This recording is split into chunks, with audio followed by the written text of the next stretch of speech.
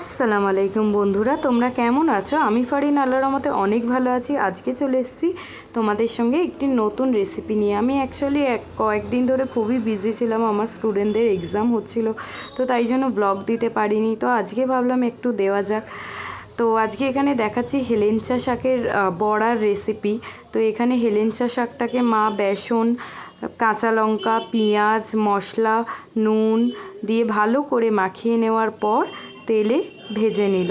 তো মা বলল যে হেলেঞ্চা শাক তো এখন পাওয়া যায় না, অনেকেই আগে এই বড়াটা খুব খেত, এখন তো আর খায় না। সুগারের যারা আছেন, সুগারের রুগী, তারাও খেতে পারেন। খুব ভালো, একটু তেতো তেতো খেতে খুব ভালো লাগে খেতে। তো যাই হোক, অনেক দিন পর শাকটা পেলাম, তাই মাকে বললাম একটু করে দাও। আমার খেতে খুবই ভালো লাগে এইটা, শাকের বড়াটা মুড়ি দিয়ে খেতে আরও বেশি ভালো লাগে। চলো, রেসিপিটা ভালো লাগলে আমার চ্যানেলটাকে please like, share and subscribe করে দিও। বাই বাই বন্ধুরা।